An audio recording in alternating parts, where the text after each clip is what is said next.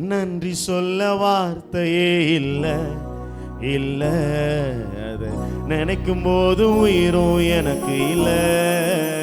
சத்தமா நன்றி சொல்ல வார்த்தையே இல்ல இல்ல, அதை நினைக்கும் போது உயிரும் எனக்கு இல்ல. சொல்லுங்க. உம்மை போல தெய்வம் இல்ல, உம்மை தவிர விருப்பம் இல்ல, உம்மை விட்டா கதியும் இல்ல, நீங்க இல்லைன்னா நானும் இல்ல. உம்மை போல தெய்வம் இல்ல, உம்மை தவிர விருப்பம் இல்ல, உம்மை விட்டால் கதியும் இல்ல, நீங்க இல்லைன்னா நானும் இல்ல. நன்றி சொல்ல வார்த்தையே இல்ல இல்ல, நினைக்கும் போது உயிரும் எனக்கு இல்ல. சத்தமா நல்ல கைகளை தட்டி ஆண்டவரை உயர்த்தி நினைக்கும் போது உயிரும் எனக்கு இல்ல. நான் நடக்கும் வழியை எனக்கு காட்டியதும் நீரே, என் மீது கண்ணை வைத்து ஆலோசனை தந்தீரே. நான் நடக்கும் வழியை எனக்கு காட்டியதும் நீரே, என் மீது கண்ணை வைத்து ஆலோசனை தந்தீரே. சொல்ல கைகளை தட்டி என்னை நடக்க வைத்தீரே, கை பிடித்து கொண்டீரே, என்னை நடக்க வைத்தீரே, கை பிடித்து கொண்டீரே. உம்மை போல தெய்வம் இல்ல, உம்மை தவிர விருப்பம் இல்ல, உம்மை விட்டா கதியும் இல்ல, நீங்க இல்லைன்னா நானும் இல்ல. உம்மை போல தெய்வம் இல்ல, உம்மை தவிர விருப்பம் இல்ல, உம்மை விட்டால் கதியும் இல்ல, நீங்க இல்லைன்னா நானும் இல்ல. சொல்லுங்க.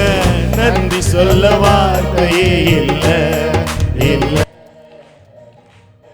பொது உயிரும் எனக்கு இல்ல. உள்ளான இதயத்திலிருந்து கர்த்தருக்கு நன்றிகளை செலுத்தி ஆமென் ஹல்லேலூயா. நினைக்கும் போது உயிரும் எனக்கு இல்ல.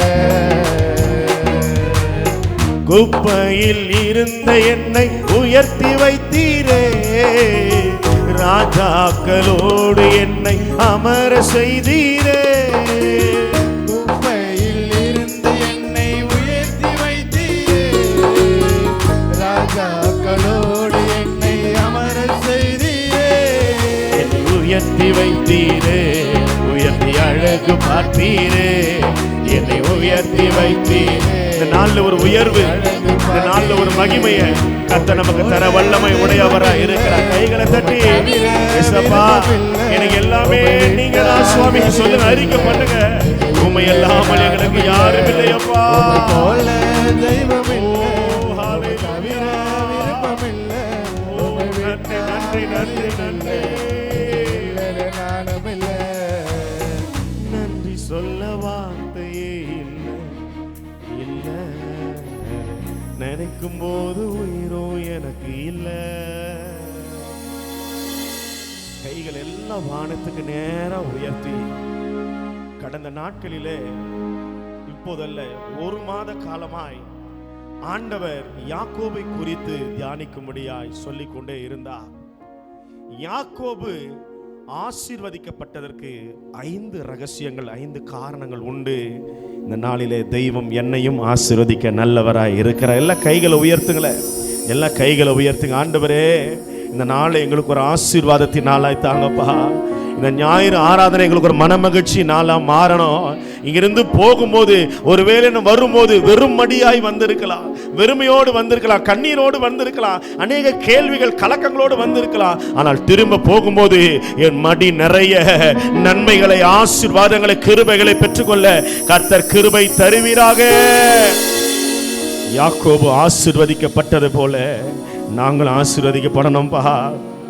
யாக்கோபின் ஆசீர்வாதங்கள் எங்களோட வாழ்க்கையில் உண்டாகும்படியாய் நாங்கள் வேண்டுகிறோம், நாங்கள் செபிக்கிறோம், நாங்கள் செபிக்கிற ஆண்டவரே, கர்த்தர் எங்களுக்கு நன்மைகளையே நீ செய்து ஆசீர்வதிப்பீராக. இயேசுவின் நாமத்தினால வேண்டுகிறோம் எங்கள் நல்ல பிதாவே, ஆமென். முன்னாலே சொல்லுங்க, ஹல்லேலூயா ஹல்லேலூயா ஹல்லேலூயா. கடைசி வரைக்கும் தூங்காம இருக்கணும். ஹல்லேலூயா. சோத்திரம். இதனால அப்படி நிற்க வைத்திருக்கிற தேவாதி தேவனுக்கு நன்றி பலிகளை ஏறெடுக்கிறேன். சபையின் தலைமை போதகருக்கும் மூப்பர்கள், விசுவாச மக்கள், ஊழியர்கள் யாவருக்கும் ஆண்டவராகிய இயேசுவின் நாமத்தினாலே அன்பின் வாழ்த்துக்களை தெரிவித்துக் கொள்கிறேன். கர்த்தருடைய கிருபை யாவரோடு கூட இருப்பதாக. ஆமென். ஹல்லேலூயா, ஹல்லேலூயா. இந்த நாளிலே நாம் தியானிக்க போகிற ஒரு மனுஷனுடைய வாழ்க்கையை நம்ம யார் அப்படின்னா யாக்கோபு. ஹல்லேலூயா.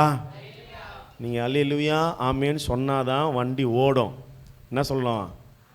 ஒரு வாக்குத்தத்த வார்த்தை வரும்போது ஆமேன்னு சொல்லணும். ஹல்லேலூயா, ஹல்லேலூயா.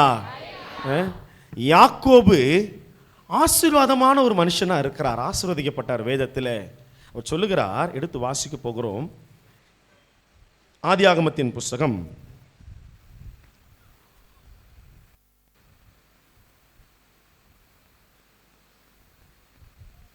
32ஆம் அதிகாரம் 10வது வசனத்தை வாசிக்கலாம்.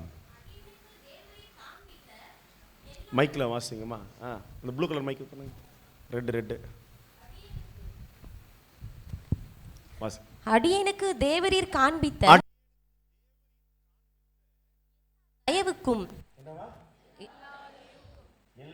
தயவுக்கும் எல்லா சத்தியத்துக்கும் நான் எவ்வளவேனும் பாத்திரன் அல்ல. நான் இதுக்கு தகுதியே கிடையாது. ஹல்லேலூயா, ஹல்லேலூயா. சொல்லுகிறேன், நான் தகுதி உள்ளவன் அல்ல. நான் கோலும் கையுமாய். நான் வரும்போது எப்படி வந்தேன்? கோலும் கையுமாய் வெறுமையா வந்தேன். என்கிட்ட ஒன்றும் கிடையாது. தலைக்கு நல்ல ஒரு செல்ல பிள்ளையா வாழ்ந்த ஒரு யாக்கோபு இப்போ வனாந்தரத்தில், பாலைவனத்தில் வரும்போது வனாந்தரத்தில் ஒரு தலைக்கு கல்லை வைத்து உறங்குகிறார். தலைக்கு கல்லை வைத்து உறங்குகிறார். ஒன்றுமில்லாத வாழ்க்கையில கர்த்தர் இறங்கி வந்தார். ஹல்லேலூயா. அவர் சொல்றாரு, இந்த யோர்தானை கோலும் கையுமாய் கடந்து போனேன், இப்பொழுது இவ்விரண்டு பரிவாரங்களையும் உடையவனானேன். அப்போ கர்த்தராலே ஆசீர்வதிக்கப்படுகிறார். கர்த்தராலே. அப்போ இன்னைக்கு நமக்கு கிடைச்சிருக்கிற இந்த ஆசீர்வாதம், மகிமை எல்லாமே யாரால? யாரால? தான். அதற்கு காரணம் என்ன? அதனுடைய வேதத்தினுடைய ரகசியம் என்ன? ஒரு 5 காரியங்களை, அநேக காரியங்கள் இருக்குது, ஒரு குறிப்பிட்ட ஒரு 5 காரியங்களை நாம் தியானிக்க தெய்வம் நமக்கு கிருபை தருவாராக. கரங்களை தலையிலே சொல்லிடுங்க. ஹல்லேலூயா, ஹல்லேலூயா, ஹல்லேலூயா. ஒரு வார்த்தை சொல்லப்பட்டிருக்கிறது, மனப்பான்மை. மனப்பான்மைன்னா ஆங்கிலத்தில் அர்த்தத்தை என்ன? ஆட்டிடியூட் அப்படின்னு சொல்லப்பட்டிருக்கிறது. நம்ம இந்த ஆட்டிடியூடுன்ற வார்த்தையே தப்பாக தான் புரிஞ்சுருக்கிறோம். ரொம்ப ஆட்டிடியூடு காட்டுறான், திமுரு காட்டுறான், ஐயோ ரொம்ப பெரிய ஆள் அப்படின்னு நினைக்கிறோம். ஆனால் ஆட்டிடியூடுனுடைய உண்மையான அர்த்தம் என்ன தெரியுமா? ஒரு நபரினுடைய, ஒரு மனிதனுடைய உணர்வு, எண்ணம், நடத்தை, இவங்களுடைய மொத்த ஒரு வெளிப்பாடு தான் இந்த மனப்பான்மை என்று சொல்லப்பட்டிருக்கிறது. ஹல்லேலூயா, ஹல்லேலூயா. அப்போ இந்த யாக்கோபு எப்படிப்பட்ட ஒரு எண்ணம் உடையவராய், எப்படிப்பட்ட ஒரு சிந்தை உடையவராய், எப்படிப்பட்ட ஒரு வாழ்க்கை முறை நடத்தை உடையவராய் இருந்தார், அதனாலே இந்த ஆசீர்வாதங்களை பெற்றுக்கொண்டார் என்பதை இந்த நாள் நம்ம தியானிக்க போகிறோம். ஹல்லேலூயா, ஹல்லேலூயா. அப்போ முதலாவது என்ன ஒரு மனப்பான்மை, எப்படிப்பட்ட ஒரு மனிதராய் அவர் இருந்தார் அப்படின்னா, யாக்கோபு தேவனை பிரியப்படுத்துகிற ஒரு மனப்பான்மை உடையவராக இருக்கிறார். முதல் பாயிண்ட் என்னது? நல்லா பெருசாக கொடுப்பாத. முதல் பாயிண்ட் என்னது? நமக்கு கர்த்தராலே ஆசீர்வதிக்கப்படணும்னா முதல்ல நமக்கான ஒரு ஆட்டிடியூட் எப்படி தான் இருக்கணும்? நம்முடைய உணர்வு, நம்முடைய சிந்தனை, நம்முடைய வாழ்க்கை முறைகள் எல்லாமே தேவனை பிரியப்படுத்துகிற ஒரு வாழ்க்கை முறையாய், நம்முடைய இருதயத்தின் வழிகள், நடத்தைகள் எல்லாமே கர்த்தரை பிரியப்படுத்துறதா இருந்தாதான் கர்த்தர் நம்மளை ஆசீர்வதிப்பார். ஹல்லேலூயா. அப்போ யாக்கோபை பார்த்து அந்த அம்மா சொல்லுது, ரெபெக்காள் அம்மா சொல்றாங்க, அப்பா இந்த இந்த ஏத்திர கானானியர் இடத்துல ஏசா பெண் எடுத்துட்டான், எனக்கு மன நோவா இருக்கிறது. வாசிக்கலாம் ஆதியாகமத்தின் புஸ்தகம்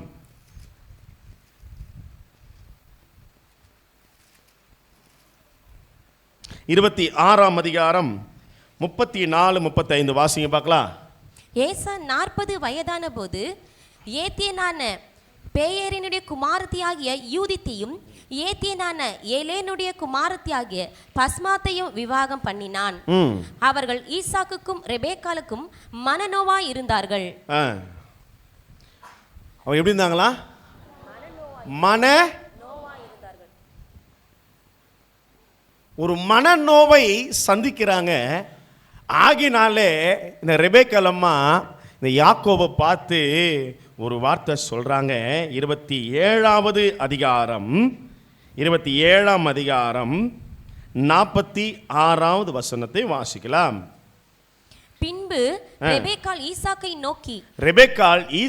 நோக்கி ஏத்தின் குமாரத்திகளின் நிமித்தம் என் உயிர் எனக்கு வெறுப்பாயிருக்கிறது. இந்த தேசத்து பெண்களாகிய ஏத்தியின் குமாரத்திகளில் யாக்கோபு ஒரு பெண்ணை கொல்வானானால் ஒன்னு கட்டினானாவ என் உயிர் இருந்து ஆவதென்ன என்றால் வாழ்ந்து என்ன பிரயோஜனம் அப்படின்னு தாய் தகப்பன் சொல்லுகிறார்கள். அதனால்தான் 28ஆம் அதிகாரத்தில் தகப்பன் கூப்பிட்டு சொல்றாரு ஈசாக்கு யாக்கோபை நோக்கி, அவனை ஆசீர்வதித்து நீ கானானியருடைய புறஜாதி இடத்துல நீ போய் என்ன செஞ்சிடாத, நீ விழுந்துடாத. நல்லா புரிஞ்சுக்கொள்ளுங்க, இது கர்த்தருடைய சித்தம் அல்ல. இன்னைக்கு நம்ம செய்யறது எல்லாமே தேவனுக்கு பிரியமில்லாதுதான். அப்புறம் இந்த காரியம் கர்த்தரால் வந்தது. கர்த்தர் என்னை நேர் வழி நடத்தினார், குறுக்கு தெரு வழி நடத்தினார், நடுத்தெரு வழி நடத்தினார். சும்மா சொல்லக்கூடாது. நம்மளே எல்லாத்தையும் பண்ணிட்டு கடவுளை போட்டு கயிறு கட்டி இழுப்போம். வாங்க ஆண்டவரே என் கல்யாணத்தை ஆசீர்வதிங்க, இதை பண்ணுங்க அதை பண்ணுங்க. ஆண்டவரும் ஏதோ என்னடா பண்ணுறது, மந்தையில் ஆடா போச்சு, என்ன பண்ணுறாரு, ஆசீர்வதிக்கிறார், வந்து நடத்துகிறார். நீ கானானருடைய குமாரத்திகள பெண் கொள்ளாம என்ன பண்ணு நீ, அதாவது உன் தாயினுடைய சகோதரனுடைய பிள்ளைகள் பெண்கள் இருக்கிறாங்கப்பா, குமாரத்தி இருக்கிறாங்க, அவர்களிடத்துல போய் என்ன பண்ணி லாபானின் குமாரத்திகளுக்குள் என்ன பண்ணு நீ எங்க பெண் எடுக்கணும்னு சொல்றாரு, பேரை குறித்து சொல்லுகிறார். இந்த குடும்பத்தில் போய் என்ன பண்ணு நீ பொண்ணெடு, புறஜாதினத்துல வேணாம், புறஜாதினத்துல போய் விழுந்துராதே. நடுவில் இந்த வாரத்தில் அநேக வாக்கியங்களை வாசிக்கும் போது the strongest man in the Bible, வேதத்திலேயே மிகவும் பலம் வாய்ந்த ஒரு மனிதன் lost everything because of lust அப்படின்னு சொல்லப்பட்டிருக்கிறது. வேதத்தினுடைய மிக பலம் வாய்ந்த ஒரு மனிதன் எல்லாவற்றையும் இழக்கிறான். காரணம் தெரியுமா, கண்களினுடைய இச்சையினாலே. தெய்வத்துக்கு எது பிரியமோ அதை என்றைக்கு நம்ம செய்ய ஆரம்பிக்கிறோமோ அன்னைக்கு தான் கர்த்தர் நம்மளை ஆசீர்வதிப்பா. மனுஷனுக்கு பிரியம். ஒரு கம்பெனியில் போய் சேர்றீங்க, ஒரு கம்பெனியில் சேர்ந்தா எப்படி ஆகினும் ஒரே வருஷத்தில் ப்ரொமோஷன் வாங்கிடணும், அடுத்த சீட்டுக்கு வந்துடணும். என்ன பண்ணுறோம், யார் பின்னாடியே சுற்றுவாங்க, ஹலோ மேனேஜர் பின்னாடியே சுற்றுவோம். மேனேஜர் தப்பாக சொன்னால் கூட ஆமாம் மேனேஜர், ஆமாம் அப்படியா. மனுஷ கண்ணுக்கு எது பிரியமோ அதை செய்யக்கூடாது. இப்போ யாக்கோபை தாய் தகப்பன் என்ன சொல்லி அனுப்புகிறாங்க, நீ இங்கே பெண் கொள்ளாதப்பா, இது அருவருப்பு, புறஜாதி, நீ தெய்வத்துக்கு பிரியமா, நீ என்ன பண்ணு நீ.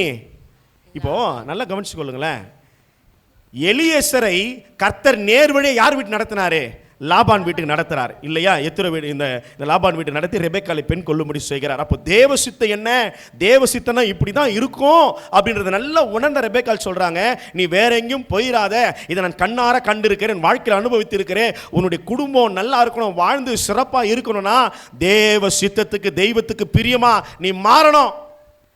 நீ அங்க போய் பெண் எடு. சர்வ வல்லமையுள்ள தேவன் உன்னை ஆசீர்வதித்து நீ பல ஜன கூட்டமாகும்படி உன்னை பலுகவும். இந்த ஆபிரகாமனுடைய எல்லா ஆசீர்வாதம், என் தகப்பனுடைய ஆசீர்வாதத்தெல்லாம் கர்த்தர் உனக்கும் உன் சந்ததிக்கும் அருள்வாராக என்று சொல்லி ஆசீர்வதித்து அனுப்புகிறார்.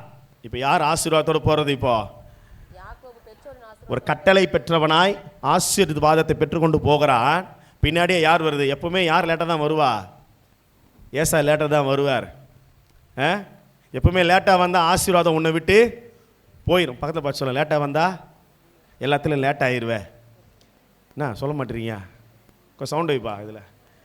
லேட்டாக வந்தாம்மா, இதோ நாளைக்கு ஒரு நிச்சயதார்த்த ஃபங்க்ஷன் இருக்குது, நான் 10 மணிக்கு தான் வருவேன் அப்படின்னு 10 மணி வந்தீங்கனாக்கா அந்த அம்மா என்ன பண்ணுறோம், டபராலாம் மூட்டை வெறும் குஸ்கா மட்டும்தான் வைக்கும்.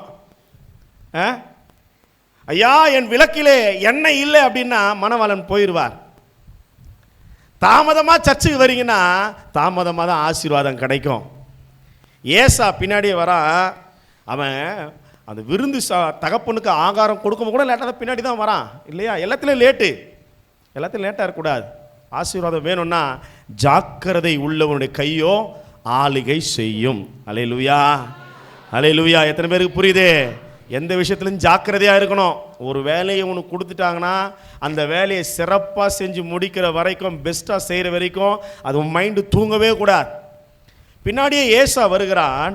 வந்த உடனே 6ஆம் வசனத்தில், ஈசாக்கு யாக்கோபை ஆசீர்வதித்து ஒரு பெண்ணை கொள்ளும்படி அவனை பதாம் அராமுக்கு அனுப்பினதையும், அவனை ஆசீர்வதிக்கையில் நீ கானானூருடைய குமாரத்திகளில் பெண் கொள்ள வேண்டாம் என்று அவனுக்கு கட்டளை இட்டதையும் யாக்கோபு தன் தகப்பனுக்கும் தன் தாய்க்கும்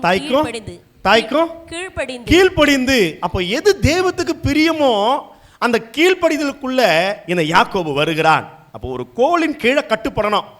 என்னுடைய விருப்பம், என்னுடைய ஆசை அதெல்லாம் கிறிஸ்தவத்தில் கிடையாது. ஆண்டவருடைய மெய்ப்பன் கோலின் கீழே, தடியின் கீழே வந்தாதான் பாதுகாப்பும் ஆசீர்வாதமும் உண்டு. அல்லேலூயா. சொல்றாரு, கீழ்ப்படிந்து.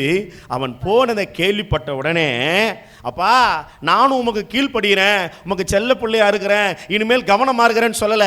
இப்ப நேரம் எங்க போயிடறான்? இப்போ அவன் கானானியருடைய குமாரத்திகள் என் தகப்பனாகிய ஈசாக்கின் பார்வைக்கு. அப்ப எங்க அப்பாவுக்கு கானானியத்தில் பொண்ணு எடுத்தா பிடிக்காது. எப்பதான் தெரியுது? கல்யாணம் கட்டின பிறகு. எல்லாமே லேட்டு தான். ஏசா அறிந்ததுனால இப்ப என்ன பண்றாரு? வேற ரூட் எடுக்கிறாரு. இப்போ ஏசா இப்ப இஸ்மவேல் யாரு? ஆபிரகாமனுடைய ஆகாரின் வயிற்றுல பிறந்த இஸ்மவேல் எங்க அப்பாவுடைய, எங்க தாத்தாவுடைய சொந்தம் தானே. நான் இப்போ போய் என்ன பண்றேன்? இஸ்மவேல் இடத்துல நான் முன்னிருந்த மனைவிகளும் அன்றி ஆபிரகாமுடைய குமாரனாகிய இஸ்மவேலின் குமாரத்தையும் என்ன பண்றான்? நெபயோத்தின் சகோதரியாகிய மகாலத்தையும் என்ன பண்றாரு? விவாகம் பண்ணினான்.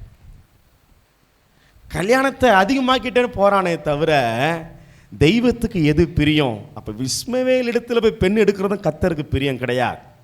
பிரியம் என்ன தெரியுமா? நீ தெய்வத்துக்கு கீழ்ப்படிந்து நடக்கணும். அவருடைய பார்வைக்கு எது நன்மையோ, எது செம்மையானதோ, கைகளில் சுத்தம் உள்ளவன் தான் கர்த்தருடைய பர்வதத்தில் ஏற முடியும். ஹல்லேலூயா. தேவனுக்கு பிரியமா இருக்குதா? என் வாழ்க்கை தேவனுக்கு பிரியமா இருக்குதா? நான் பேசுகிற பேச்சு தேவனுக்கு பிரியமா இருக்குதா? கர்த்தர் என் வாழ்க்கையில பிரியப்படுகிறார். நான் வாழ்கிற வாழ்க்கையில தேவன் பிரியப்படுகிறாரா? அந்த ஒரு கேள்வி நமக்குள்ள வரணும். கானானியத்தில் பெண் கொள்ளாதேன்னு சொன்ன உடனே கீழ்ப்படிந்து தன் சந்ததியை பரிசுத்த சந்ததியாய் வித்தாய் காக்கும்படிக்கு தெய்வத்துக்கு பிரியமாய் யாக்கோபு நடக்கிறார். அல்லேலூயா. அப்போ உன் சந்ததியை கலங்கமில்லாத சந்ததியாய், பரிசுத்த சந்ததியாய் காக்க வேண்டிய கடமை உங்களிடத்தில் இருக்கிறது. ஹல்லேலூயா. கண்ணுக்கு அழகாக இருக்கிறதெல்லாம் போய் விழுந்துடக்கூடாது. இது எனக்கு பிடிச்சிருக்குது அப்படின்லாம் விழுந்துடக்கூடாது. எனக்கு இதுதான் எனக்கு விரும்புகிற வாழ்க்கை. அப்படி அல்ல. ஆண்டவருக்கு எது பிரியம், கர்த்தருக்கு எது சித்தம், ஆண்டவர் உண்மையிலேயே இதை விரும்புகிறாரா? அப்படி போகும்போது தான் கர்த்தர் நம்மளை ஆசீர்வதிக்கிறார். ஆண்டவர் சொல்ல 35ஆம் அதிகாரம் 2ஆம் வசனத்தில் நான் வேகமாய் போகிறேன். ஆதியாகமம் மட்டும்தான் வாசிக்க போறோம். 35:2. அப்பொழுது யாக்கோபு தன் வீட்டாரையும் தன்னுடைய கூட இருந்த மற்ற அனைவரையும் நோக்கி ஆண்டவரை சந்திக்கும்படியாய் கட்டளை பெறுகிறார். உடனே உங்களிடத்தில் இருக்கிற அந்நிய தெய்வங்களை விலக்கி போட்டு உங்களை சுத்தம் பண்ணி கொண்டு, விலக்கு சுத்தம் பண்ணி வஸ்திரத்தை மாத்து. அல்லேலூயா, அல்லேலூயா. சொல்றார், விலக்கு சுத்தம் பண்ணு, வஸ்திரங்களை மாத்து, நாம் எழுந்து பெத்தேலுக்கு போவோம் வாருங்கள். அங்க போய் நான் என்ன செய்ய போறேன்? நானே பலிபீடத்தை கட்ட போறேன்.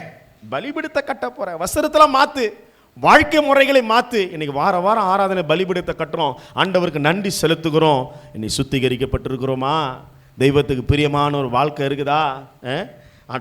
வஸ்திரங்களை மாற்றி இருக்கிறோமா? மாம்சத்தினாலே கரைப்பட்டிருக்கிற வஸ்திரங்களையும் வெறுத்து தள்ளுங்கள் என்று யூதாவின் புஸ்தகம் 16ஆம் வசனத்தில் 18ஆம் வசனம் சொல்லப்பட்டிருக்கிறது. இன்றைய மாம்சத்தாலே கரைப்பட்டிருக்கிற வஸ்திரங்கள், மாம்சீக எண்ணங்கள், சுயமான எண்ணங்கள் மாறி இருக்கிறதா?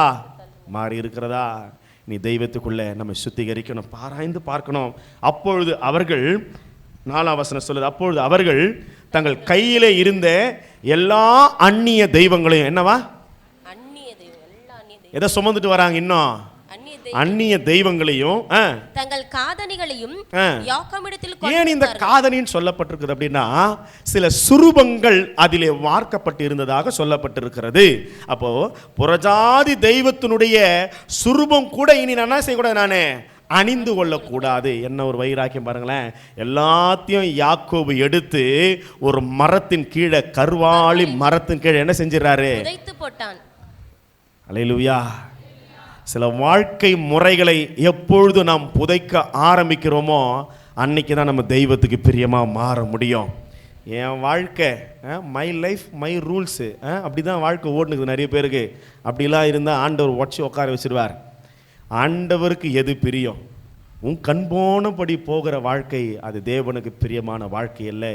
யாக்கோபு ஆசீர்வதிக்கப்பட்டது காரணமே கர்த்தருக்கு எது பிரியம், கர்த்தருக்கு தெய்வத்துக்கு என்ன பிரியமோ அதை கீழ்ப்படுகிறான், அதை செயல்படுத்துகிறான், அதை அப்படியே வாழ்ந்து காண்பிக்கிறார். கர்த்தர் யாக்கோபை ஆசீர்வதித்தார். அல்லேலூயா. முதல் ரகசியம் நல்லா புரிஞ்சுக்கொள்ளுங்க.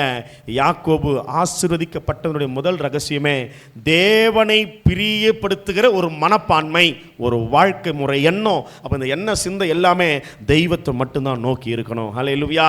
இரண்டாவது, நேரம் குறைவாக இருக்குது, நேரமாக போகிறேன். இரண்டாவது யாக்கோபு ஆசீர்வதிக்கப்பட்ட இரண்டாவது ஒரு ரீசன், காரணம், ஒரு ரகசியம் என்னன்னா தேவனை கனம் பண்ணுகிற ஒரு மனப்பான்மை. இரண்டாவது காரியம் என்னமா? யார் ஹானர் பண்றாரு? யார் ஹானர் பண்றாரு? ஆண்டவரே, என் கடின உழைப்பினாலே இந்த 2 பரிவாரங்களை உடையவனானேன்னு சொல்லல, நீர் எனக்கு பாராட்டின தயவு. அதான் சொல்லுது, குப்பையில் இருந்த என்னை உயர்த்தி வைத்தீரே, ராஜாக்களோடு என்னை அமர செய்தீரே. ஒரு கோலும் கையுமா வந்த ஒரு யாக்கோபு தான் இன்னைக்கு 2 பரிவாரங்களை உடையவனாகிறான். அவர் அறிக்கை பண்றாரு, அடியான் 32ஆம் அதிகாரம் 10ஆம் வசனத்தில், அடியேனுக்கு தேவரீர் காண்பித்த எல்லா தயவுக்கும் எல்லா சத்தியத்துக்கும் நான் தகுதி கிடையாது. இன்னைக்கு கோடி கோடியா உங்களுக்கு சொத்து பணம் இருந்தாலும் நீங்க சொல்ல வேண்டிய ஒரு வார்த்தை, இதுக்கெல்லாம் நான் தகுதி இல்லைப்பா. நீங்க அதை சொல்ல சொல்ல சொல்ல கர்த்தர் உங்களை நம்பி நிறைய தர ஆரம்பிப்பார். ஹல்லேலூயா. ஒரு சின்ன ஒரு ஊழியத்தை நீ கையில் எடுக்கிறீங்கன்னா, இதுக்கு நான் தகுதி இல்லை ஆண்டவர், இதுக்கு நான் பார்த்துட்டேன் இல்லப்பா, உம்முடைய கிருபை, உம்முடைய கிருபை, உம்முடைய தயவு, உம்முடைய இரக்கம், நீங்க சொல்ல சொல்ல சொல்ல சொல்ல ஆண்டவர் கிருபையின் மேல கிருபை கொடுத்து உங்களை உயர்த்தி வைப்பார். ஹல்லேலூயா. நான் பாத்திரன் அல்ல, நான் ஒண்ணுமில்லாதவன் தான், ஆனா இந்த அளவுக்கு நான் ஆசீர்வாதம் பெற்றிருக்கிறேன்னா எனக்கு நன்மை செய்வேன்னு நீங்க சொன்னதனால தான். அப்ப இந்த எல்லா ஆசீர்வாதத்துக்கு காரணம் யாரு? யாரை சொல்றாரு யாக்கோபு? கர்த்தரை மட்டும்தான். கர்த்தரை மட்டும் உயர்த்தி கொண்டே இரு வாழ்க்கையில. ஹல்லேலூயா, ஹல்லேலூயா. தெய்வத்தை மட்டும் உயர்த்தி கொண்டே இரு. 31ஆம் அதிகாரம் 42ஆம் வசனத்தை வாசிக்கும் போது, என் பிதாவின் தேவனாகிய ஆபிரகாமின் தேவனும், 31ஆம் அதிகாரம் 42ஆம் வசனத்துல, என் பிதாவின் தேவனாகிய ஆபிரகாமின் தேவனும் ஈசாக்கின் பயபக்திக்குரியவரும் என்னோடு இராமல் போனார். என்னோட ஆண்டவர் இல்லைன்னா நீ என்ன வெறுமையா அனுப்பிவிட்டு, அப்ப இன்னைக்கு நான் நிறைவா இருக்கிறேன்னா அதுக்கு காரணம் என் தெய்வம் மட்டும்தான். ஹல்லேலூயா. எத்தனை பேர் நன்றி சொல்றீங்க? காலையில் எழுந்த உடனே ஒரு ஃப்ளைட் ஏறுறாங்க, எத்தனை கனவு, எத்தனை ஆசை. அகமதாபாத்திலிருந்து லண்டன் போக ஏறுறாங்க. 243 பேர் மரிச்சிருக்கணும். அதில் 2 பேர், ஒரு பொண்ணு பூமி சோமாவா ஏதோ ஒரு பொண்ணு, ஃப்ளைட்டு லேட் ஆயிடுச்சு. 10 நிமிஷம் டிராஃபிக்கில் லேட் ஆகி அந்த மாதிரி போர்டிங்கே போகலை, ஃப்ளைட்டில் ஏறலை, உயிர் பிழைச்சிருச்சு. ஒரு மனிதன், ஒரு வாலிப பையன் எமர்ஜென்சி எக்ஸிட் வழியாக எகிரி குதிச்சுட்டார்.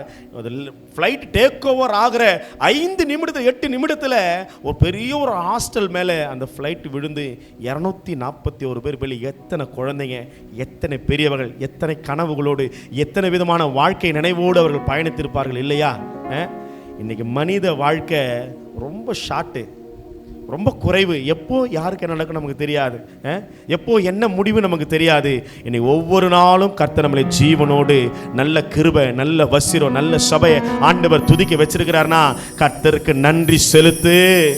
கர்த்தரை கனம் பண்ணு, கர்த்தரை கனம் பண்ணு.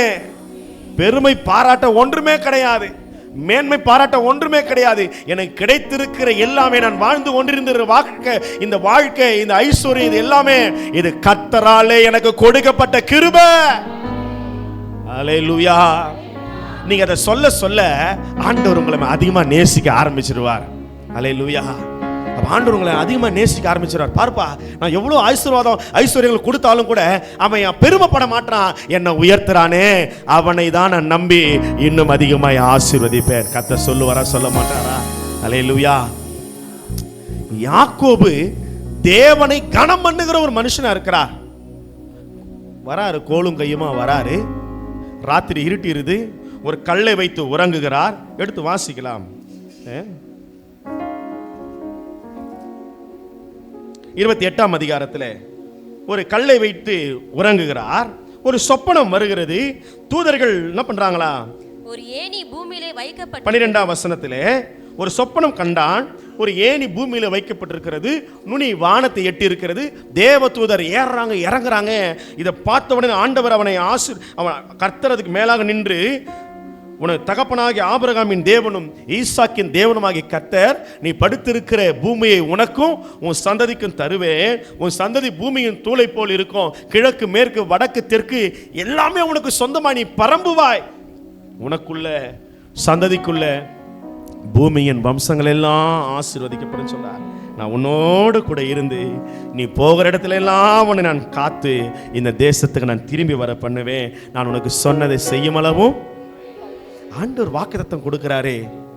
கர்த்தர் அறியாத ஒரு மனுஷன், ஒரு தனிப்பட்ட ஒரு வெளிப்பாடு இல்லாத ஒரு மனுஷன், நீ தெய்வத்துக்கு பிரியமா நடக்க நடக்க கர்த்தருடைய தரிசனங்களை நீ காண்பாய். தெய்வம் உன்னோடு பேச ஆரம்பிப்பார். அல்லேலூயா.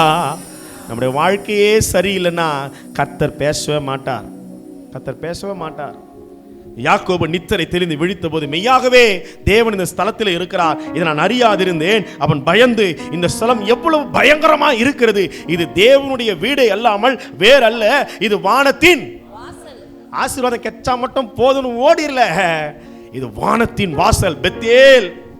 அதிகாலையில எந்திரிக்கிறாரே. எழுந்திரிச்ச உடனே தலகாணியெல்லாம் சுருட்டி எடுத்துக்கின வீட்டுக்கு போல, அதிகாலையில் எழுந்து தன் தலையின் கீழ் வைத்திருந்த அந்த கல்லை எடுத்து அதை ஒரு தூணாக நிறுத்துறார். இந்த இடத்துல தான்ப்பா கர்த்தர் என்னை உயர்த்தினார். எத்தனை பேருக்கு வாழ்க்கையில் அந்த இடத்தை நினைவு வச்சிருக்கிறீங்க? ஒரு கஷ்டமான நேரம் கர்த்தர் என்னை கைத்துக்கு எடுத்தார். அந்த வியாதியின் தூணை, அந்த பலவீனத்தின் தூணை, அந்த மரண கட்டுகளை என் வாழ்க்கையில மறக்கவே மாட்டேன். நான் போகிறேனே, லாபான் என்னை ஏற்றுக்கொள்வானா, என் பெண் கொடுப்பாரா, நான் திரும்பி வருவேனா, ஒண்ணுமே தெரியாது. எல்லாமே இருட்டா இருக்கிற அந்த சூழ்நிலையில கர்த்தர் பேசின உடனே என் தேவன் என்னோடு கூட இருக்கிறாரு, என்னை திரும்பி வர பண்ணுவேன்னு சொல்லியிருக்கிறாரு. நான் கர்த்தரை கனம் பண்ணணும்னு ஒரு எண்ணம் வருதுல, அங்கதான் யாக்கோபு ஆசீர்வதிக்கப்பட்டான். அமாவாசை பிரேயருக்கு 200 பேர் வராங்கன்னா அடுத்த வாரம் வருது பார்த்தா 2 பேர் தான் வருவாங்க. சுகம் கிடைச்சா போதும், தரிசனம் கிடைச்சா போதும், விடுதலை கிடைச்சா போதும். ஏதோ ஒரு தேவைக்காக தெய்வத்தை தேடுகிற சந்ததி அல்ல. என் தேவையே நீங்கதான். என் தேவையை சொல்லி சொல்லி உம்மை துக்கப்படுத்த மாட்டேன். என் தேவையே நீங்கதான். ஏன் எண்ணத்தை சொல்லி சொல்லி நிறைவேற்றவும் சொல்ல மாட்டேன். என் இதயமே நீங்கதான். அல்லேலூயா. ஏதோ தேவைக்காக தேவனை தேடாதே, என் வாழ்க்கையே இயேசுதான். சொல்றாரே, ஒரு தூணை நிறுத்தி அதற்கு பெத்தேல் என்று எண்ணெய் வார்க்கிறார். அபிஷேகம் பண்ணி அந்த இடத்தை கனம் பண்றார். கர்த்தர் உன்னை தூக்கி சுமந்து வந்ததை கனம் பண்ணு. கர்த்தர் உங்க வாழ்க்கையில செய்த நன்மைகளை, ஆண்டவருக்கு நன்றி பலிகளை செலுத்து, கனம் பண்ணு. அவர் சொல்றாரு, அந்த காலத்துல தசம பாகமோ காணிக்கையோ ஆண்டவர் கட்டாயப்படுத்தல. ஆனா அவர் சொல்றாரு தெரியுமா, 22ஆம் வசனத்துல, என்னை என் தகப்பன் வீட்டுக்கு ஆண்டவர் என்னை பத்திரமா கொண்டு வந்துட்டார் அப்படின்னா என் தெய்வம் தான் எனக்கு கர்த்தர், கர்த்தர் தான் எனக்கு தெய்வம் சொல்றார். ஹலோ, நல்லா கவனிங்க. 21ஆம் வசனத்துல, கர்த்தர் எனக்கு தேவனாய் இருப்பார். இதுக்கு என்ன அர்த்தம்? கர்த்தர் எனக்கு இது வரைக்கும் எங்க அப்பாவுடைய தெய்வம் ஈசாக்கின் பயபக்திக்குரியவர் தான் நான் பார்த்தேன். இந்த தெய்வம் என்னோடு பேசுறாரு, அவர் நான் கனம் பண்ணுகிறேன். கர்த்தர் எனக்கு இந்த நன்மை செஞ்சார் அப்படின்னா அவர் தான் என் சொந்த தெய்வம் என்று யாக்கோபு சொன்னார். திரும்பி வருகிறார். ஏல் எல்லோகே இஸ்ரேல் அப்படின்னு என்ன அர்த்தம்? ஒரு இடத்துல ஒரு பலிபீடத்தை கட்டி ஒரு பேர் வைக்கிறார் இல்லையா? பலிபீடத்தை கட்டி ஒரு பேர் ஒன்று வைக்கிறார். வாசிங்க 33ஆம் அதிகாரம் 20ஆம் வசனம். அங்கே ஒரு பலிபீடத்தை கட்டி அதற்கு ஏல் எல்லோகே இஸ்ரவேல் என்று பெயர். ஏல் எல்லோகே இஸ்ரவேல் அப்படின்னா என்ன அர்த்தம்னா, இஸ்ரவேலின் தெய்வம் தான் என்னுடைய சொந்த தெய்வம். ஹல்லேலூயா. யெகோவா தேவன் தான் இஸ்ரவேல் என்று சொல்லப்படுகிற என்னுடைய சொந்த தெய்வம். சொன்னதை தேவன் செஞ்சாரு, சொன்னதை யாக்கோபும் செஞ்சார். ஹல்லேலூயா. நான் உனக்கு சொன்னதை செய்யும் அளவும் உன்னை கை விடுவதில்லை. கர்த்தரை கனம் பண்றார். தேவ தூதர்கள் பயந்து நடுங்கி இருக்கிற போது தேவ தூதர்கள் வந்து சந்திக்கிறாங்க. 32ஆம் அதிகாரத்தில் யாக்கோபு பிரயாணம் பண்ணுகையில் தேவ தூதர்கள் அவர்களை வந்து என்ன பண்றாங்க, சந்திக்கிறாங்க. யாக்கோபு அவர்களை சந்தித்த போது கண்டபோது இது தேவனுடைய 32ஆம் அதிகாரம் 2ஆம் வசனம், இது தேவனுடைய சேனை அல்லாமல் வேறல்ல என்று சொல்லி அதற்கு மக்னாயீம் என்று பெயர் வைக்கிறார். நல்லா கவனிச்சு கொண்டீங்கன்னா, ராத்திரி முழுசும் போராடுற அடுத்த அதிகாரத்தில் இல்லையா, அதே 32ஆம் அதிகாரத்தில் ராத்திரி எல்லாம் போராடுறாரு. 30ஆம் வசனம் சொல்லுது, அதே 32:30. அப்பொழுது யாக்கோபு தேவனை முகமுகமாய் கண்டேன், உயிர் தப்பி பிழைத்தேன். அந்த ஸ்தலத்துக்கு என்ன பேர் வைக்கிறாரு? பெனியேல் என்று பெயரிட்டான். தேவனை சந்திக்கிற ஒவ்வொரு இடத்திலும் கர்த்தரை யாக்கோபு கனம் பண்ணினார். அல்லேலூயா. பெத்தேல் பேர் வைக்கிறார், பெனியேல் பேர் வைக்கிறார், மக்னாயின்னு பேர் வைக்கிறார், பலிபீடத்தை கட்டி ஏல் எல்லோகே இஸ்ரவேல் பேர் வைக்கிறார். உன் வாழ்க்கையின் ஒவ்வொரு வாழ்க்கையின் சூழ்நிலையிலும் நீ கர்த்தரை கனம் பண்ண கர்த்தர் உன்னை ஆசீர்வதிப்பார். அல்லேலூயா, அல்லேலூயா, அல்லேலூயா. நிறைய பேர் சத்தியத்தை பேசினா பிடிக்க மாட்டேங்குது. கதையா சொன்னாக்கா நல்லா வாய் தர நல்லா சிரிக்க வச்சாக்கா நல்லா இருக்குதுன்னுவாங்க. அந்த காலத்தில் தசமாக குறித்து ஆண்டவர் பேசவே இல்லை. ஆபிரகாமை சந்தித்து மெல்கிசேதேக்கு என்ன பண்ணுறாங்க, தசமாக. அங்கே ஒரு சம்பவம் சொல்லப்பட்டிருக்கிறது. 28ஆம் அதிகாரம் 22ஆம் வசனத்தில் அவர் சொல்கிறாரு, நான் தூணாக நிறுத்தின இந்த கல் தேவனுக்கு வீடாகும், தேவரீர் எனக்கு தரும் எல்லாவற்றிலும் உமக்கு. ஆண்டவர் வந்து கேட்டாரா, எனக்கு நீ இதை கொடுப்பா, 10ல் 1 கொடு, 100ல் 10 கொடு ஆண்டவர் கேட்டாரா? இல்ல. ஆனா கொடுக்கிற இருதயம் என்ன தெரியுமா? கர்த்தரை கனம் பண்ணுகிற ஒரு இருதயம். அல்லேலூயா. என் ஆண்டவர் எனக்கு செஞ்ச நன்மைக்காக கர்த்தர் செய்த நன்மைகளை ஒரு நாளும் மறவாதே. ஆண்டவர் ஜீவனோடு திரும்பி வர பண்றாரு, என்னை ஆசீர்வதிக்கிறார். அப்படின்னா எனக்கு கொடுக்கிற எல்லாத்திலையும் ஆண்டவர் என்ன செலுத்துவேன், நான் தசமம் பாகம் செலுத்துவேன் என்று சொல்லி பொருத்தனை செய்து கொண்டான். அல்லேலூயா. பொருத்தனை பண்றாரு, கர்த்தரை கனம் பண்ணுகிறார். 35ஆம் அதிகாரத்தில் அந்த ஆண்டவர் பேசுகிற அந்த சமயத்தில் 14ஆம் வசனத்தை வாசிக்கலாம். அப்பொழுது யாக்கோபு 13ல் தேவன் அவனோடு பேசி எழுந்தருளி போனார். அப்பொழுது யாக்கோபு தன்னோடு அவர் பேசின அந்த ஸ்தலத்திலே ஒரு கல் தூணை நிறுத்தி அதன் மேல் பானபலியை ஊற்றி எண்ணெயை வார்த்தான். அந்த இடத்துக்கு மறுபடியும் பெத்தேல்னு பெயர் வைக்கிறார். கர்த்தரை சந்திக்க சந்திக்க சந்திக்க கர்த்தரை மகிமைப்படுத்தி கொண்டே வருகிறார். கர்த்தரை கனம் பண்ணு. உன் விளைவின் எல்லாவற்றிலும் கர்த்தரை கனம் பண்ணு. உன் பிள்ளைகளை கர்த்தருக்குள்ள வளர்க்க கனம் பண்ணு. அது ஒரு கனம், கர்த்தர் கொடுக்குற கனம். நம்ம சபைக்கு வரணும், நம்ம பிள்ளைங்க சபைக்கு வரணும், ஒழுங்குக்குள்ள வரணும். கர்த்தர் எல்லாவற்றிலும் நன்றி பலி, கர்த்தருக்கு நன்றி உள்ள ஒரு வாழ்க்கை வாழணும். அல்லேலூயா, அல்லேலூயா. இது எல்லாமே என்னால் அல்லப்பா, இது எல்லாமே தெய்வத்தால தான். அல்லேலூயா. எத்தனை பேர் சொல்றீங்க? மேன்மை பாராட்டிட ஒன்றுமில்லையே, தாங்கி நடத்துவது உங்க கிருபையே, நன்றி சொல்லி துதிப்பாடி மனதார தொழுகிறோம். நீங்க இல்லாம வாழ முடியாதையா, உங்க கிருபை இல்லாம வாழ தெரியாதையா. சொல்லு, இயேசுவே இயேசுவே என் எஜமானரே, நேசரே, என் துணையாளரே. அல்லேலூயா. எல்லாமே கர்த்தராலதான். இன்றைக்கு நீ போட்டிருக்கிற நல்ல வஸ்திரம், நீ வருகிற வாகனம், உனக்கு இருக்கிற இந்த வீடு, இந்த செல்வாக்கு, ஆசீர்வாதம், இதெல்லாம் உன்னால கிடையாது. மேன்மை பாராட்டாதீங்க, பெருமைக்குள்ள விழுந்துடாதீங்க. அது பிசாசனுடைய தந்திரம். மேன்மை தான் விழுவதற்கு முன்னானது. அந்த வீழ்ச்சி வரப்போகுதுன்னா ஒருத்தன் பெருமையில் இருக்கிறான்னு அர்த்தம். எல்லாமே இயேசுதான் நீங்க சொல்ல சொல்ல கர்த்தரை உயர்த்தி கொண்டே இருப்பார்.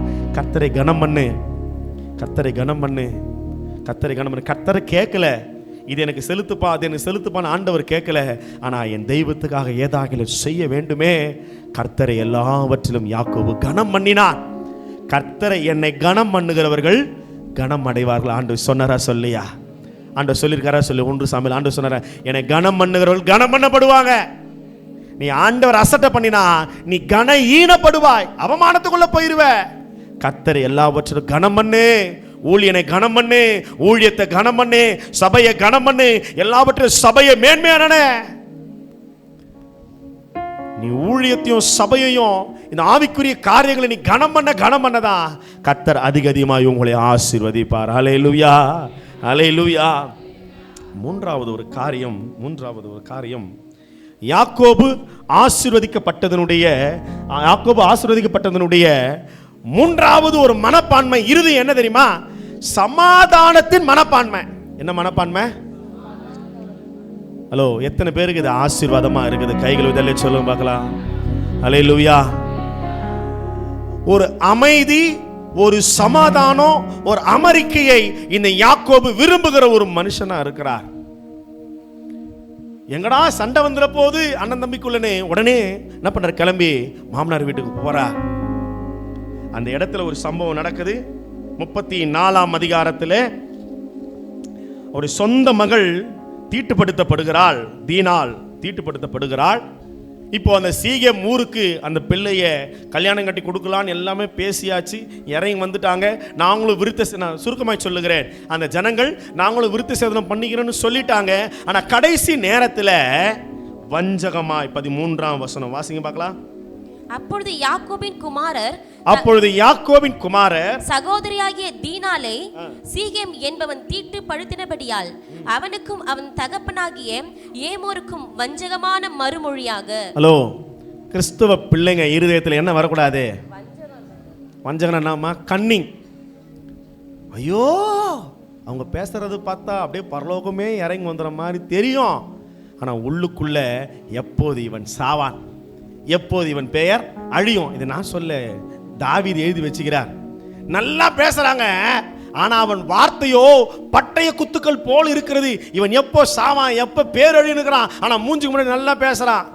வஞ்சகமான ஒரு வாழ்க்கை, வஞ்சகமான ஒரு போலியான ஒரு வார்த்தைகள் அவன் சொல்லி வஞ்சகமா சொல்றான்.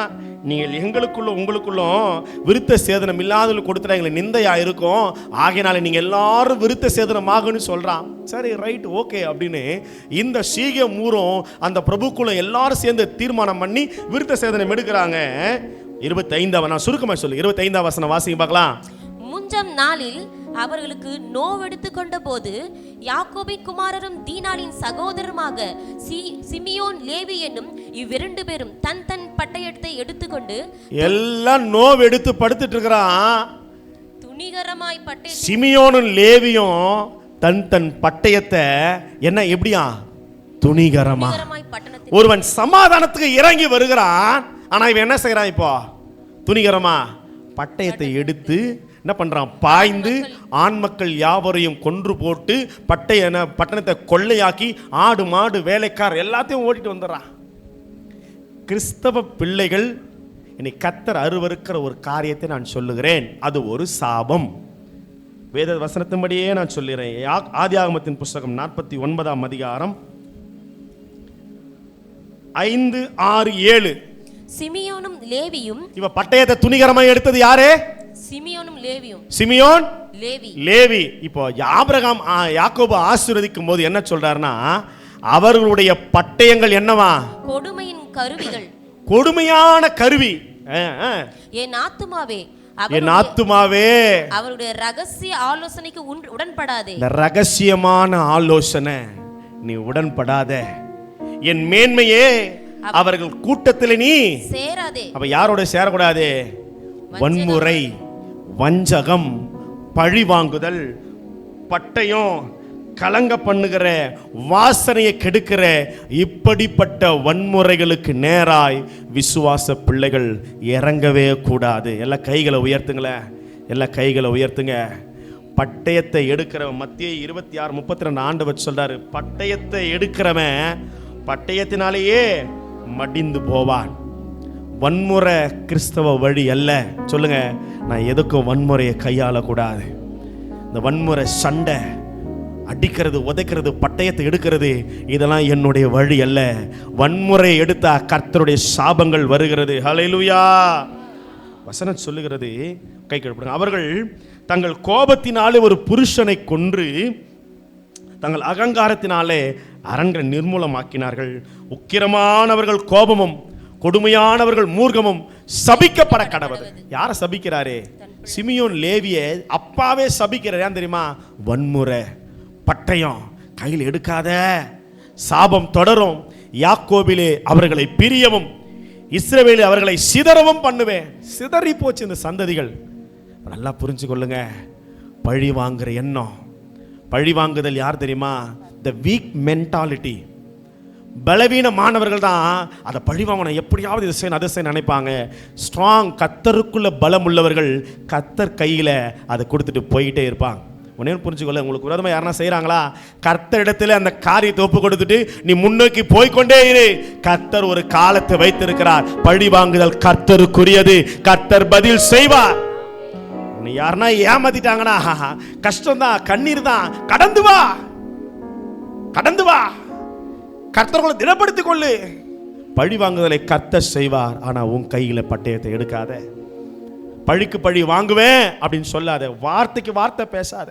ஒன்று சொல்லிட்டா 4 வார்த்தை பேசலனா என் மனசு ஆறாது. என்னம்மா சாப்பாடு, தொண்டைக்குள்ள சோறு, நிறைய பேர் இருக்கிறாங்க நினைக்கிறேன். ஒன்று சொல்லிட்டா அவன் எப்படி என்ன சொல்லலாம்? ஒரு வார்த்தை நான் கேட்குற கேள்வியில் அவளை பற்றி எனக்கு தெரியாதா? அவள் ஜாதகமே தெரியும், அவள் சாத்திரமே சூத்திரமே சரித்திரமே ஒன்று தெரிஞ்ச ஒரு பிரயோஜனம் கிடையாது. பழி வாங்குதல கர்த்தர் கையில் ஒப்பு கொடுத்துரு. அல்லேலூயா, அல்லேலூயா, அல்லேலூயா. கண்ணிழந்த பலனிழந்த சிம்சோனையும் நினைத்த சிநேகம் காட்டி கொடுத்த யூதாசை கன்னத்தில் அறிந்திடாமல் சிநேகிதனே என்றழைத்த சிநேகம். இந்த வசனத்தை தியானிக்கும் போதுதான் என் வீட்டம்மா எப்ப பார்த்தாலும் சொல்லுவாங்க. என் வீட்டம்மா அடிக்கடி சொல்லுவாங்க, நல்ல மனுஷன்தான் நீ, ஆமா நல்ல மனுஷன்தாயா நீ, ஆனால் இந்த வண்டி ஓட்டும் போது மட்டும் எவனா குறுக்க வந்தா உங்களுக்கு கோபம் வருது பத்தியா, அது நல்லா இல்லை. அவன் வாடானா நீங்கள் போடான்னு சொல்லி ஆகணும். சண்டை வருது. நீங்கள் ஒரு தேவ மனுஷன், ஆண்டு ஊழிக்காரன், நீங்கள் என்ன பண்ணக்கூடாது ரோட்டில் நின்று இதெல்லாம். ஆனால் உண்மையாகவே இந்த வசனத்தை வாசிக்கும் உணர்ந்தேன். நம்ம சில நேரத்தில் பொறுமையாக போகிறோம் தெரியுமா, அதில் தான் கர்த்தர் பெரிய பெரிய ஆசீர்வாதங்களை வைத்திருக்கிறார். அல்லேலூயா, அல்லேலூயா, அல்லேலூயா. பழி வாங்க நினைக்காத. ஒரு வார்த்தை சொன்னால் அவனுக்கு ஏதாவது ஒன்று பண்ணணும். யாராவது நோய் 4 தடவை ஆறு நஷ்டானா அவனை முன்னாடி போகவிட்டு 10 தடவை ஆறு நடிப்போம். இதுவும் பழி வாங்குதல் தான். ஆமாவா இல்லைங்களா? நானும் செஞ்சுக்கிறேன், கர்த்தர் மன்னிப்பாராக. ஒரு நாள் அப்படி தான் மனைவிக்கு ரொம்ப உடம்பு முடியல, ஸ்லோவாக போகிறான் ஹாஸ்பிட்டலேருந்து, அச்சுனேக்கிறேன் ஆறினேன், முன்னாடி போனான்ட்டு நானும் பின்னாடி அடித்தேன். அவன் இறங்கி வந்து சண்டை போட்டான். இதெல்லாம் ஒரு முதிர்ச்சியற்ற ஒரு மனநிலைமை இல்லையா? எல்லாரும் தவறுந்து கற்றுக்கொள்கிறோம். நானும் அப்படியே பர்ஃபெக்ட் வானத்தில் யாக்கோபு பார்த்த ஏனிந்து இறங்கி வந்தேன். அப்படிலாம் கிடையாது. எல்லாரும் தவறு செய்கிறோம், எல்லாருக்குள்ள குறை இருக்குது. அதை மாற்றிக்கொள்ள தான் வேதம் கர்த்தர் நம்மளை அழைக்கிறார். அல்லேலூயா. பழி வாங்குற எண்ணம் ஒன்று சொன்னால் அதுக்கு பதில் செய்யணும். அது மாமியாராலும் சரி, மருமகனாலும் சரி, யாராக இருந்தாலும் சரி, தெரியாதவன் சொந்த பந்தம் யாராக இருந்தாலும் சரி, இதை நான் செஞ்சு ஆவேன். பட்டயத்தை கையில் எடுக்காத, வன்முறையை கையில் எடுக்காத. ரவுடி பசங்களாக இருக்கக்கூடாது. தேவ சபைக்கு வர பிள்ளைங்க அதுக்கும் இதுக்கும் சம்பந்தமே கிடையாது. அது இருளின் பிள்ளைகள், சாபத்தின் பிள்ளைகள். எத்தனை பேருக்கு புரியுது? அப்ப சொந்த பெத்த அப்பனே சபிக்கிறார். சபிக்கப்பட கடவுது. என் வாசனையை கெடுத்துட்டப்பா, என் குடும்பத்துக்கு விரோதமாக எழும்பி வருவானே, என் வாசனையை கெடுத்துட்டு என்னை கலங்க பண்ணுகிறாய். யாக்கோபு சொல்றார், சபிக்கப்படு கடவுது. வாலிப பிள்ளையே, வன்முறையை கையில் எடுக்காத. இது வேதத்தினுடைய வழி அல்ல. பட்டயத்தை தூக்காத, ஸ்டம்பை தூக்கின்னு ஓடாத, பேட்டை தூக்கின்னு ஓடாத. ஏதாவது ஒரு பால் அவுட்டுன்னு சொல்லிட்டானா மண்டையை பொழந்துடுறான் பேட்டை வச்ச. கோபத்துக்குள்ள போகாத. அந்த கோபம் மூர்க்கம் விசுவாசிகளுக்கு ஆகாது. கையை உயர்த்துங்களேன். நான் மூர்க்கனா இருக்கக்கூடாது. மா, நீ ரொம்ப டென்ஷன் ஆகுற, ரொம்ப கோவக்காரனாகிற, எரிச்சல் அடைகிறனா, எதுக்கத்தாலும் எரிச்சல் அடைகிறனா, சொந்த பொண்டாட்டி சொல்லுது, அபிகாயில் சொல்லுது, அந்த மனுஷன் பேலியாளின் மனுஷன். என்ன சொல்லி சொந்தம்மா? பிசாசை கட்டுனுங்கிறேன் ஐயா. என்ன சொல்லுந்தம்மா? ஹலோ, பிசாசு வந்து வாச்சது பாரு, பிசாசு. அவன் பேருக்கு ஏற்ற மாதிரி நாபால் பேலியாளின் மனுஷன். யார் சொல்றது? வீட்டம்மா சாட்சி கொடுக்குது கணவனை குறித்து. உன்னை குறித்து ஒரு நல்ல சாட்சி கொடுக்க முடியும்னா வேற எங்கேயும் போக தேவையில்ல. ஊருகளாம் நீ பெரிய டான் தான், பெரிய ஆள் தான். உன் பொண்டாட்டியை கேட்டால் தான் தெரியும், கணவனை கேட்டால் தான் தெரியும் அந்த அம்மா எப்படின்னு. அல்லேலூயா. சொந்த சாட்சி குடும்பத்தில் விளங்குகிறது. அல்லேலூயா. மூர்க்கமா இருக்காத, கோபக்காரனா இருக்காது. அவங்களே பெருமைக்கா சொல்லுவாங்க, எனக்குலாம் டக்குனு கோபம் வரும், நான்லாம் மண்டை சூடு தெரியுமா. அதனால ஒரு பிரயோஜனமும் கிடையாது. ஆசீர்வாதத்தை இழந்து போவ. நிதானமாயிரு, பொறுமையாயிரு, அன்புள்ளவனாயிரு. கர்த்தர் சமூகத்தில் இன்னைக்கு ஆண்டவர் சொல்றாரு, நீ சமாதானத்தின் மனப்பான்மைக்குள்ள இருந்தினா தெய்வம் உன்னை மேன்மேல ஆசீர்வதிப்பார். ஆலையில எல்லாம் கைகளை உயர்த்தி கர்த்தருக்கு நல்ல ஒரு சமாதானத்தை தருவாராக. எல்லா சூழ்நிலையிலும் நான் என்ன செய்யக்கூடாது? நான் ரொம்ப எக்ஸாஸ்ட் ஆகிடக்கூடாது. ஆண்டவரே, நிதானமா இருக்கணும், அன்போடு இருக்கணும். சிலதை நான் கடந்து வரணும்ப்பா. சில வாழ்க்கையின் பாடங்களை கடந்து வரணும். வன்முறைக்குள்ள போய் சாபத்தை கட்டி கொள்ளக்கூடாது. ஆபேலின் ரத்தம் கர்த்தரை நோக்கி கூப்பிட்டது, ரத்தம் சிந்தக்கூடாது. அல்லேலூயா. யாக்கோபு அமைதியை விரும்பினான், அமைதியை விரும்பினான், அமைதியா விரும்பினா. அந்த ஏசா பட்டயத்தை எடுத்து வெட்டுவான் நினைக்கும் போது கழுத்தை கட்டி கொண்டு அழுதான். ஒருவனுடைய வழிகள் கர்த்தருக்கு பிரியமா இருந்தால் அவன் கர்த்தர் என்ன பண்ணுவாராம்? சிநேகிதமா, சத்துருக்களும் சிநேகிதமாகும்படி கர்த்தர் செய்வார். ஹல்லேலூயா. வன்முறையை கையில் எடுக்காத. ஆட்டிடியூட் அகெயின்ஸ்ட் வயலன்ஸ், வன்முறைக்கு எதிரான ஒரு மனப்பான்மை, உணர்வு நமக்குள்ள இருந்ததுன்னா கர்த்தர் நம்மளை ஆசீர்வதிக்கிறார். இந்த சீகேமிலே பயந்து பயந்து யாக்கோபு போகும்போது ஆண்டவர் சொல்றாரு 35ஆம் வசனத்துல, 35ஆம் அதிகாரத்துல 5ஆம் வசனம் சொல்லுங்க பார்க்கலாம். பின்பு பிரயாணம் புறப்பட்டார்கள். எல்லாத்தையும் எடுக்கிறாரு, தேவத்துக்கு பிரியமா எல்லாத்தையும் கருவாலி மரத்துக்கிட்ட புதைச்சிடுறாரு. பின்பு பிரயாணப்படுறாரு. அப்பொழுது கர்த்தராலே உண்டான பயங்கரத்தினாலே சத்துருக்கள் யாக்கோபை தொடவே இல்லை. கர்த்தர் உனக்காக யுத்தம் பண்ணுகிறவராய் இருக்கிறார். அல்லேலூயா. உன் வழிகளை கர்த்தருக்கு ஒப்புவி, கர்த்தர் உனக்கு சமானத்தை தருவார். சத்துருவனை தொடவே முடியாது. 4வது காரியம், நேரம் ரொம்ப குறைவா இருக்குது. 4வது ஒரு காரியம், யாக்கோபு ஆசீர்வதிக்கப்பட்டதனுடைய 4வது ஒரு மனப்பான்மை, ஒரு எண்ணங்கள், இருதயம், வாழ்க்கை என்னன்னா அன்பின் நேசத்தின் மனப்பான்மை. நேசத்தின் மனப்பான்மை. அதை எப்படி எடுத்துக்கொள்ளலாம்னா அன்பின் மனப்பான்மையை எடுத்துக்கொள்ளலாம், குடும்ப சிநேகத்தினுடைய மனப்பான்மையாக எடுத்துக்கொள்ளலாம். எத்தனை பேருக்கு விளங்குது? ஹல்லேலூயா, ஹல்லேலூயா. இது மட்டும் தான் பக்கமாக எழுதி வச்சுக்கிற நேரம் இல்லை. 29ஆம் அதிகாரத்தை திருப்பிக் கொள்ளலாம். 29ஆம் அதிகாரம்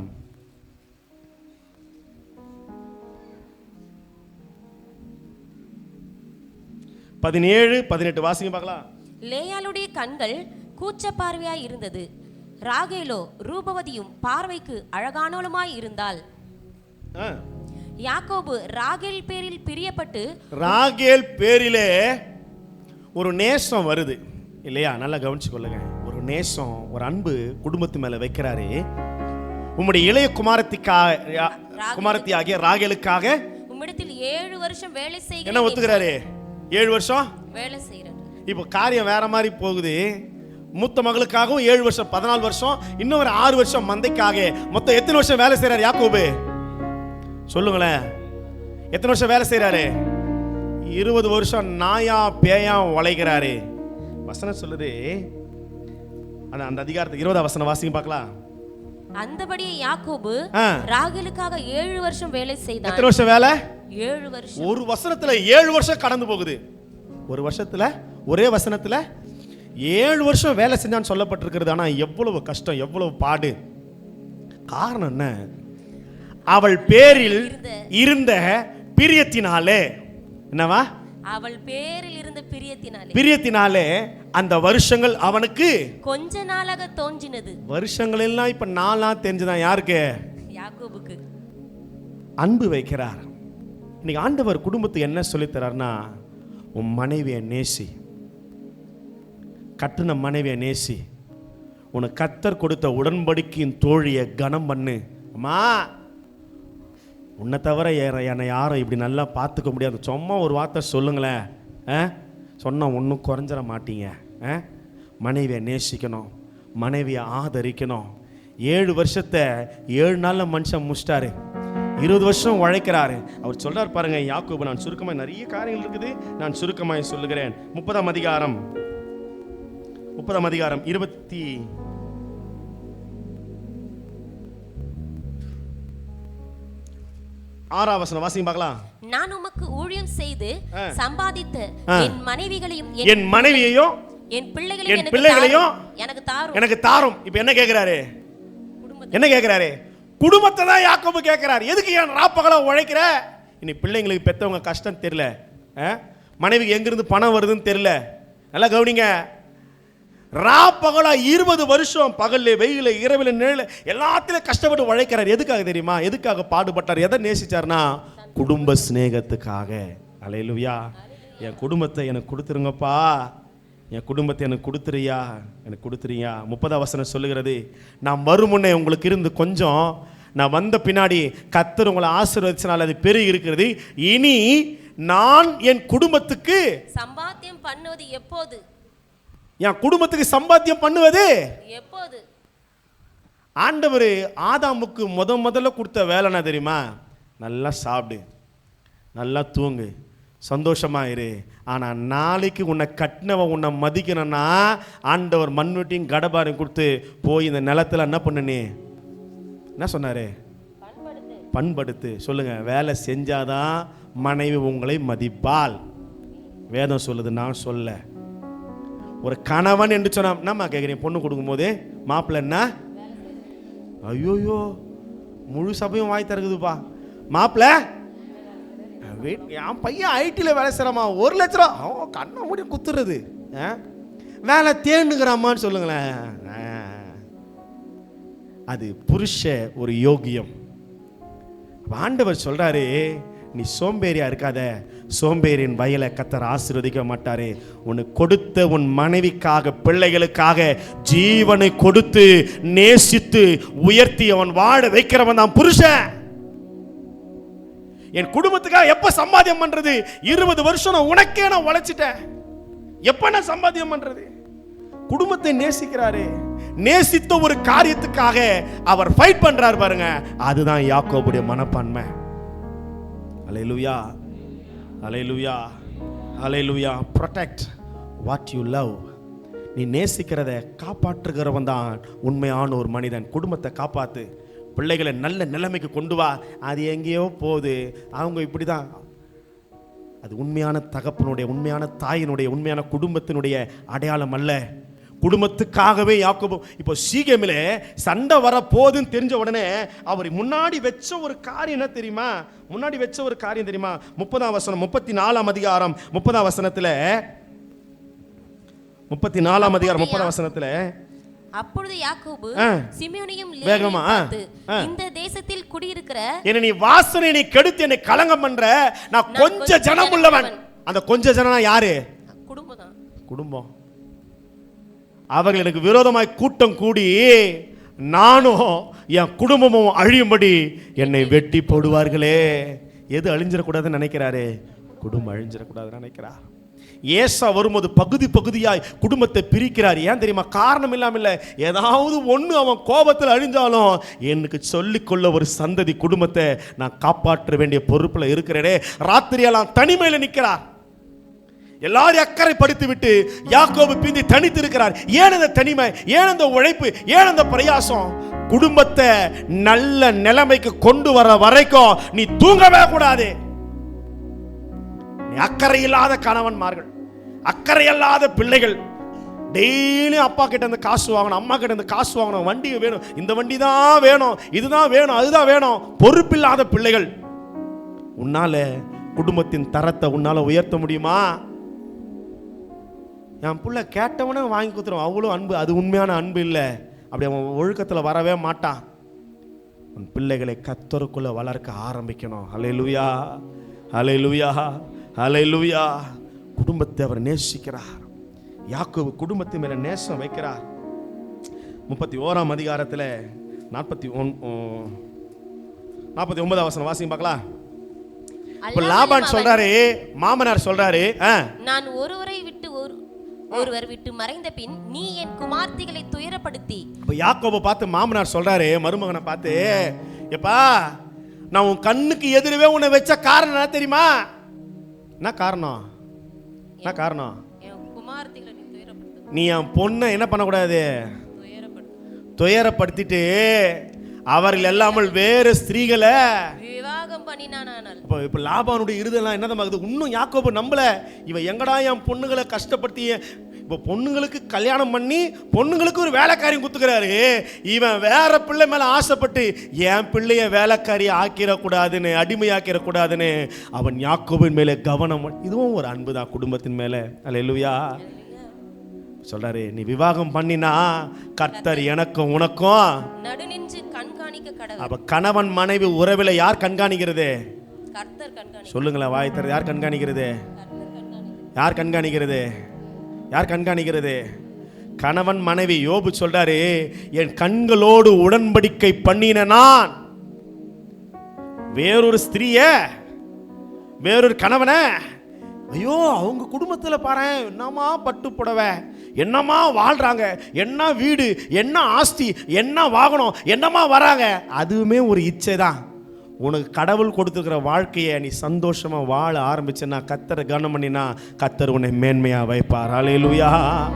இன்னொருத்தருடைய வாழ்க்கை உன்னுடைய வாழ்க்கை அல்ல. அங்க போனாதான் தெரியும் அவன் வீட்டில் அவன் என்ன கஷ்டப்படுறான், அந்த அம்மா என்ன கஷ்டப்படுதுன்னு. வீட்டுக்கு வீடு இதெல்லாம் நல்லா தெரியும். வசனம் ஒன்று சொன்னா வாயில வர மாட்டேங்குது. நல்லா கவனிங்க. பிறருடைய வாழ்க்கை இச்சிக்க கூடாது.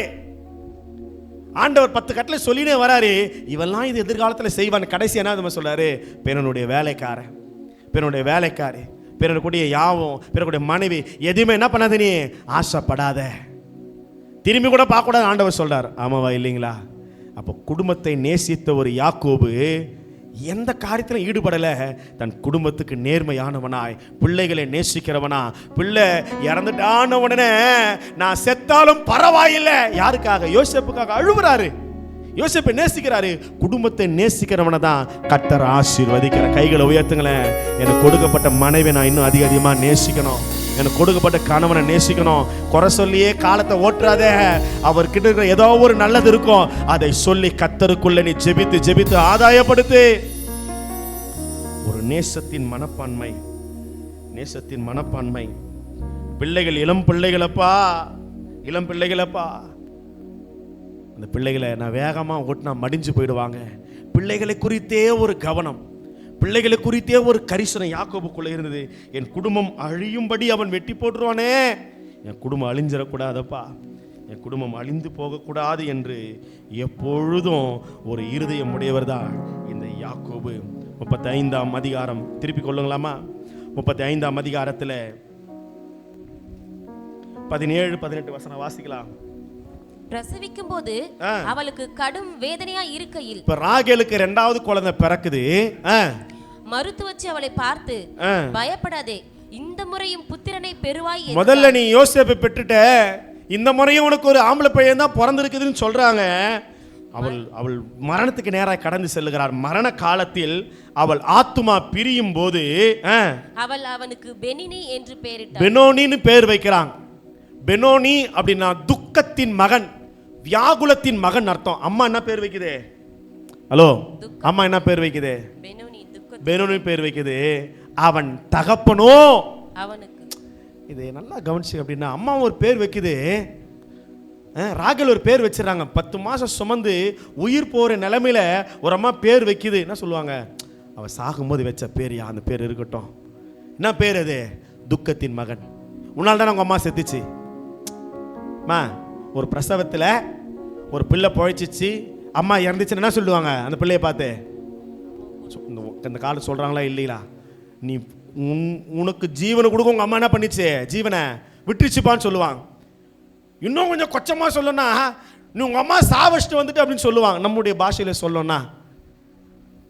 ஆனால் யாக்கோபு எதை நம்ம பார்க்குறாரு? கர்த்தர் ஒரு ஆம்பளை பிள்ளையை கொடுத்துருக்கிறாரு அப்படின்னா அது கர்த்தர் கொடுத்த ஒரு ஆசீர்வாதம். அல்லேலூயா. கர்த்தர் என் மனைவியின் ஜீவனை எடுக்கிறார்னா இது தேவனுடைய சித்தம்னு அவர் நினைச்சார். அல்லேலூயா. அப்ப நடப்பவைகள் எல்லாமே கர்த்தருக்கு சித்தம், நன்மைக்கு ஏதுவாகத்தான். அல்லேலூயா. அப்ப என் பிள்ளை அந்த சாபத்தை துக்கத்தை சுமக்க கூடாதுன்னு தான் அவர் பேர் வைக்கிறாரு பென்யமீன். பென்யமீன் என்ன அர்த்தம்? என் வலது கரத்தின் மகன். பென்யமீன் என்ன அர்த்தம்? அம்மா சாபத்தை வைக்கணும்னு நினைக்கிறா, ஆனா தகப்பனோ அது அன்பை குறிக்குது அந்த வார்த்தை. அவனுக்கு பென்யமீன் பேர் வைக்கிறார். தன் குடும்பத்துக்காகவே வாழ்ந்த ஒரு மனிதன். யோசேப்பை கட்டி அணைக்கும் போது சொல்றாரு, அத்தனை வருஷம் கழிச்சு யோசேப்பை பார்க்கும்போது சொல்றாரு, இப்பொழுது எனக்கு மரணம் வந்தாலும் பரவாயில்லை, இப்ப நான் செத்தாலும் பரவாயில்லப்பா, என் பிள்ளைய பார்த்துட்டேன். குடும்பத்தின் மீது நேசம் உடையவளா இருங்க. கர்த்தர் குடும்பத்தை நேசிக்க ஆரம்பிங்க. கணவனிடத்தில் குறைகள் இருக்கலாம், மனைவியிடத்தில் குறைகள் இருக்கலாம், பிள்ளைகளிடத்தில் குறைவில் இருக்கலாம். அதை ஜெபித்து சரி செய்ய வேண்டியது நம்முடைய கடமையாக இருக்கிறது. குடும்பத்தை குறித்த நேசத்தின் ஒரு மனப்பான்மை யாக்கோபை ஆசீர்வாதமாக வைத்தது. ஹல்லேலூயா, ஹல்லேலூயா. ஐந்தாவது நான் சொல்லி முடிக்கிற நேரங்களில் நிறைய இருக்குது, நேரம் இல்லாத சூழ்நிலை குறித்து முடிச்சுறேன். ஐந்தாவது ஆதியாகமம் 25ஆம் வசனம்.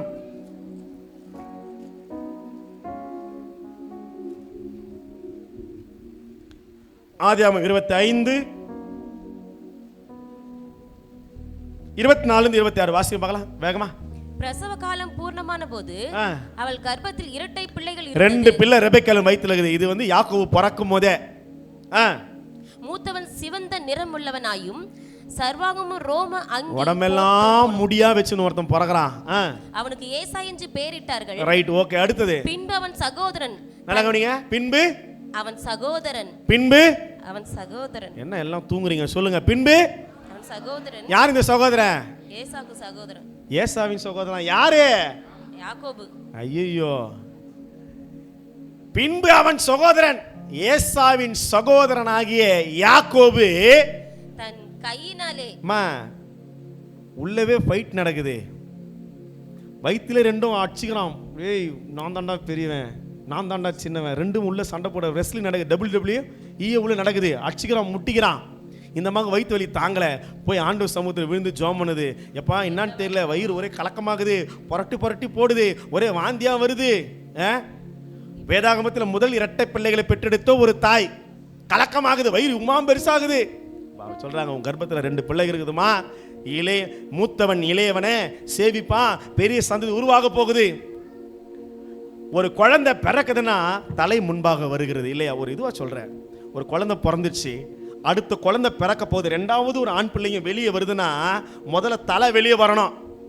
ஆனா இந்த யாக்கோபு வயிற்றில் இருக்கும் போதே அவங்க அண்ணன் வெளியே போறான்ல, முதல் குழந்தை வெளியே வருதுல்ல, இது காலுன்னு வச்சுக்கொள்ளுங்களேன். இந்த காலு கர்ப்பத்திலிருந்து வெளியே வரும்போதே எதை பிடிச்சின்னு வரான்? டேய், உன்னை விட மாட்டேனா, நானே உன்னை விட மாட்டேனா, என்ன முன்னாடியா நீ போற? வயிற்றுல எதுக்கு சண்டை போட்டான்? நான் 2வதா இருக்கக்கூடாது, நான் தாண்டா முதல்ல வருவேன். வயிற்று காலை பிடிச்சினே வெளியே வரான். என்னடா இது, தலை வரும் பார்த்தா இப்போ என்ன வருது இப்போ? ஹலோ, இதெல்லாம் நம்ம யோசிக்கணும் இல்லை? கர்ப்பத்தில் தலை தான் முதல்ல வரணும், தலையை பிடிச்சி தான் மறுத்து வச்சுன்னா பண்ணுவோம். குழந்தைய கர்ப்ப காலத்தில் வெளியே எடுப்பாங்க. இப்போ முதல்ல எது நீட்டின்னு வரான்? அவன் எதை பிடிச்சினே வரான்? விடமாட்டான்டா உன்னடை. குதிங்காலை பிடித்து கொண்டே அவனுக்கு யாக்கோபுன்னு பேர் வைக்கிறான். இதை நம்ம ஒரு வேடிக்கையா நம்ம வாசிக்கிறோம். ஆனா ஒரு யாக்கோபின் வாழ்க்கையை தூரமா வச்சுட்டு நம்ம எட்டி பார்த்தோம் அப்படின்னா, உனக்கு என்னப்பா யாக்கோபு வேணும்? உனக்கு என்னதான் பிரச்சனை? எதுக்கு நீ இவ்வளவு போராடுற? உனக்கு என்னதான் பிரச்சனை? உனக்கு என்னதான் வேணும்? யாக்கோபு கேட்டா சொல்லுவாரு, எனக்கு 2வதா வரது பிடிக்கவே இல்லை. வாழ்க்கையில சொல்லுங்களேன், வாழ்க்கையில 2வதா இருக்கிறது எனக்கு, நான் வளரணும், நான் மேன்மை அடையணும், நான் நல்லா வாழணும், எங்க அண்ணனை விட நான் உயர்ந்திருக்கணும், மேன்மை அடையணும். இதுதான் வளர்ச்சியினுடைய மனப்பான்மை. அல்லேலூயா. ஜெயம் கொள்கிறவனுடைய ஒரு மனப்பான்மை உடையவனா யாக்கோபு இருந்தனால தான் கர்த்தர் ஆசீர்வதிக்கிறார். அல்லேலூயா சொல்லுங்க. ஐந்தாவது மனப்பான்மை வளர்ச்சி, ஜெயம் கொள்ளுகிற மனப்பான்மை. நான் ஜெயிக்கணும், வாழ்க்கையில மேல வரணும்ன்ற எண்ணம் இருந்தாதான் கர்த்தர் உன்னை ஆசீர்வதிப்பார். வாலிப பிள்ளைகளுக்கு சொல்றேன், நல்லா படி, படிக்கிற காலத்துல நல்லா படி, நல்ல வேலைக்கு போ, நல்ல சம்பாத்தியம் பண்ணு, குடும்பத்தை கட்டு, வீட்டை கட்டு, குடும்பத்தில் இருக்கிற அத்தனை பேர் கரை சேரு, உன் குடும்பம் உயர்ந்திருக்க கர்த்தர் கிருபை தருவார்.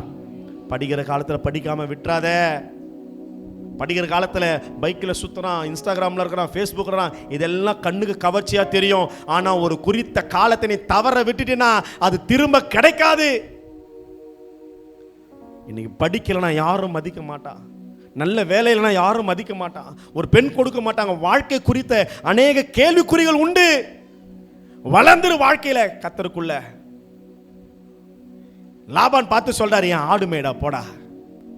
ஆனா யாக்கோபு அந்த பட்டைகள்லாம் வாதுமை, புன்னை மரங்களுடைய வாதுமை பட்டைகளை உரித்து பொழிகிற இடத்துல போட்டு என்னென்னவோ முயற்சி பண்ணி எப்படி ஆகிலும் வளர்ந்து வளர்ந்து வளர்ந்து பலத்த ஆடுகள் எல்லாமே யாக்கோபை சேர்ந்தது, பலவீனமானவைகள் லாபானை சேர்ந்தது. அல்லேலூயா.